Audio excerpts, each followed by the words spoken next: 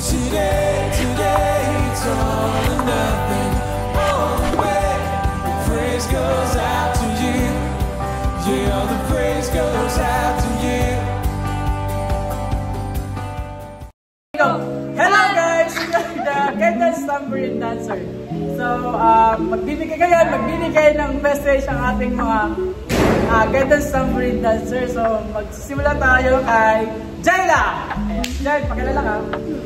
Hi guys! Ayan, Jayla Jayulayan.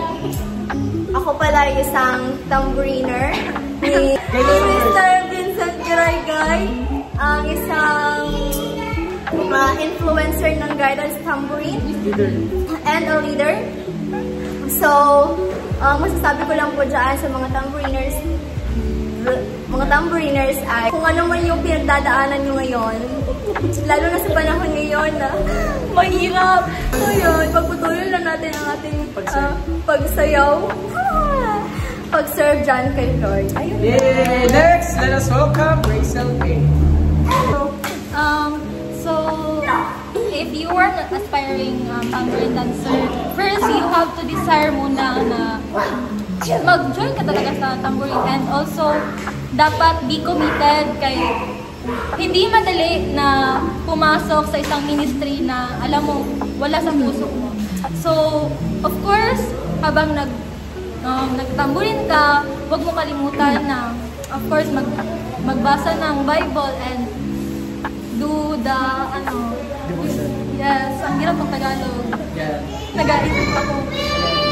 So, ayun lang naman, patuloy lang sa buhay, even though na madami mga challenges. Ito mo biyak. So, ayun lang. Ayan, okay, next. Thank you so much, Rachel. And lastly, ang magbibigay ng message si Chai. Go, Chai. Okay, so ayun. So, ang masasabi ko lang, tama yung sinabi nila na naging committed.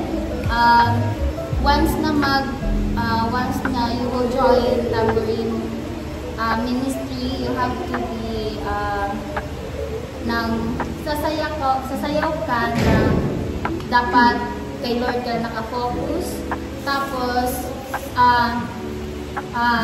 tambourine ministry is a part of worshiping. So pag mag-tambourine ka, dapat dance, you have to dance with the heart. So yun lang.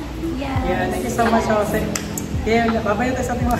Babay na tayo. 1, 2, 3, go! Bye! Bye-bye, GT!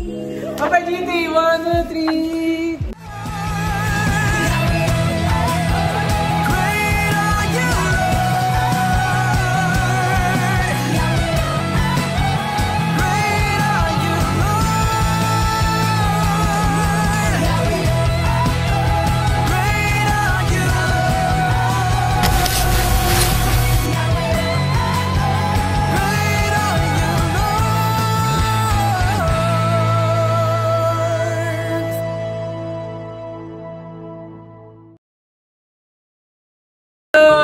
Go!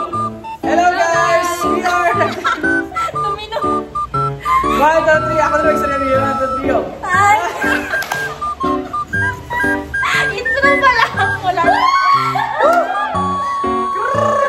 Ni Sir, Mister! Sige lang! Mr. Vincent Garagay. Dali ako yun! Wala kayo magandang posisyon yan.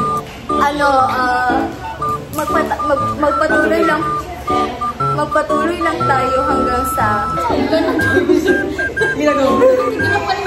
Basta short lang. 3 minutes ito. So, dami mga challenges.